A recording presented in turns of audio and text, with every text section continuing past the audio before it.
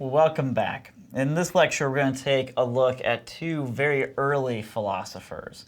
Now, I should give a quick disclaimer on the philosophers. Since we're looking at the Enlightenment, we're looking at how ideas change from the philosophers, we're going to be tending to focus on some of the more negative aspects of them. The deal with these philosophers, especially the two we're looking at today, William of Ockham and René Descartes, is that they both have incredible and genius things to say that are worth looking at. And I'll try to point out some of those along the way, but that's just not really the point of our focus. In fact, anyone can look at these philosophers, even the ones we're looking at later, like Immanuel Kant, for example. You can find brilliant problems that they wrestled with and came up with workable solutions for. But we're taking a look at some of the big issues that change the manner of thinking. That's kind of what we're looking at. We're trying to trace this whole trajectory of thought in the Enlightenment. Another quick thing I'll say before we unpack these two characters is the fact that philosophy, which literally means the love of wisdom in Greek, was often seen in Christendom as being the handmaiden to theology. So you began with scriptures, you began with the study of who God was and is and always will be, and then you also looked at philosophy, kind of this unpacking of human reason in the world based upon revelation. So Thomas Aquinas, for example, would be a great example of someone who was able to synthesize the theology of the scriptures with what is observable in the natural world. Did a brilliant job on it in his massive work, the Summa Theologica, which, by the way, actually went unfinished. Well, we're going to start out with actually a near contemporary, so we came a little bit after Aquinas. It came from that time period as William of Ockham, and we're really beginning to look at a medieval character here because his dates are 1285 to 1349. Comes long, long before any of the other thinkers we're going to look at. He was an English friar of the Franciscan order, and William of Ockham is most often associated with the ideas of nominalism. And this is really what I want to point out to you about William of Ockham, at least in terms of understanding the Enlightenment. Nominalism began with the idea that God is absolutely free, meaning that God is absolutely not dependent, or we might say contingent, upon anyone else. He can do whatever he wants to do because he's God. He's transcendent. He's above and beyond his creation because he made it. He's above and beyond all space. He's above and beyond all time. He made and created those things. So prior to Genesis 1:1, where it says, in the beginning, God created the heavens and the earth, there was only God. There wasn't a space that God was at. There wasn't a time that God was in. Let that sink in just for a moment. So far, so good. That part of nominalism is fine. That's in agreement with the rest of Christianity. But the interesting thing about nominalism, and the interesting thing that William of Ockham actually talked about, was he said that because God is so free, we must emphasize his freedom, or perhaps even his divine will, above all of his other attributes. What that means is that God is more free than he is holy. God is more free than he is good. God is more free than he is even immutable, which means he cannot change. So at least on a philosophical level, that implies that God could actually change because he's free to change. He could suddenly not be good anymore. He could suddenly not be holy anymore. He could suddenly not be the God of love anymore. That's a big deal.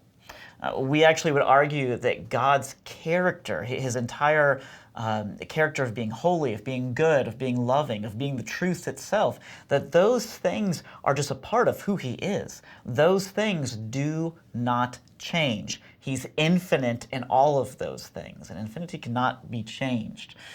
Anyway, what this did was it meant that for William of Ockham, there really were no universal or absolute truths. There was only God's freedom. There was only God's will. That's why, for example, William of Ockham kind of caused a bit of a fight in the church when he suggested that perhaps God could have incarnated himself as a donkey or as some other kind of animal. He didn't really have to be a man.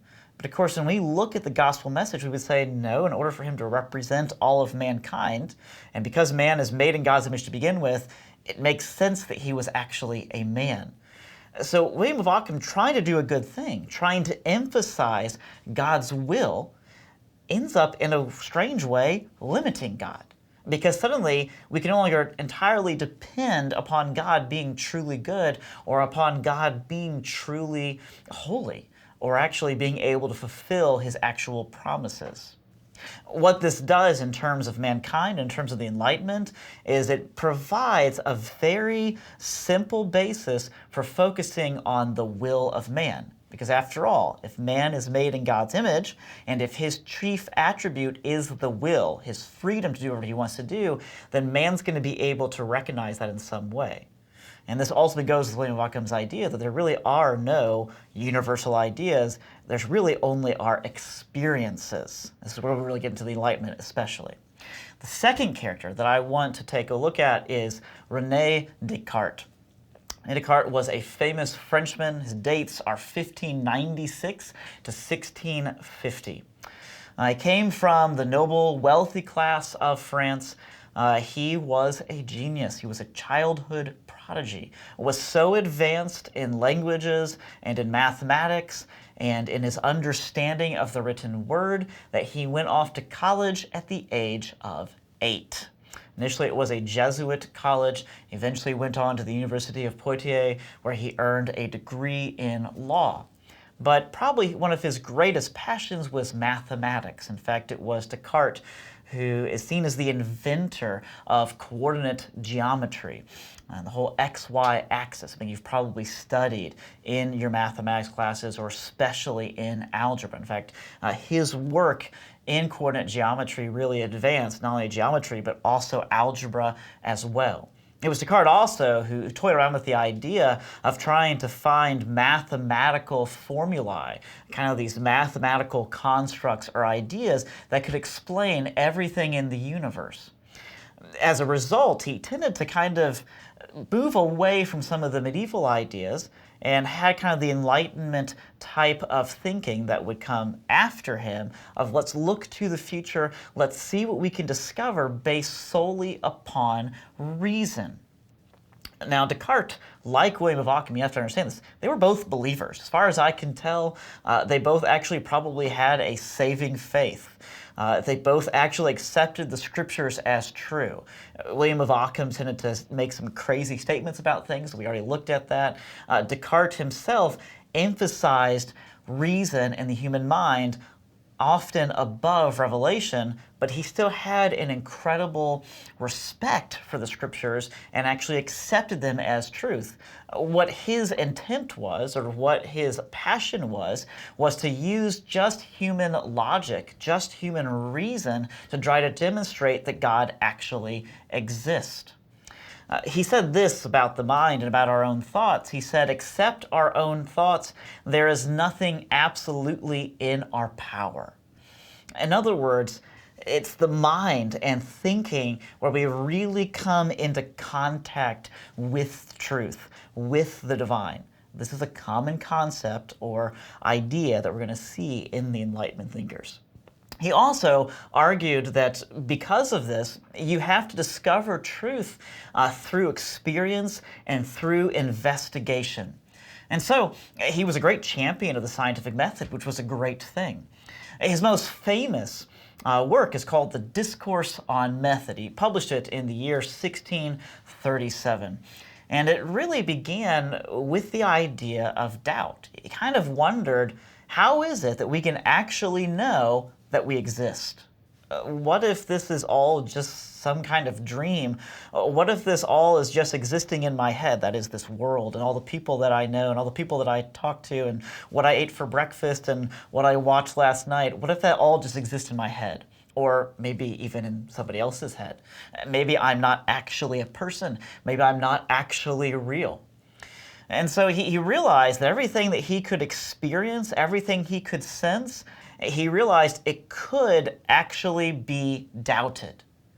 And then he kind of struck upon something brilliant. He recognized that even though he could doubt everything around himself, he could not doubt his ability to doubt.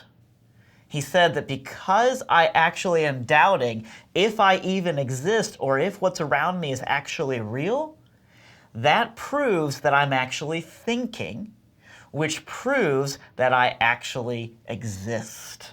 His famous line is cogito ergo sum, I think, therefore I am.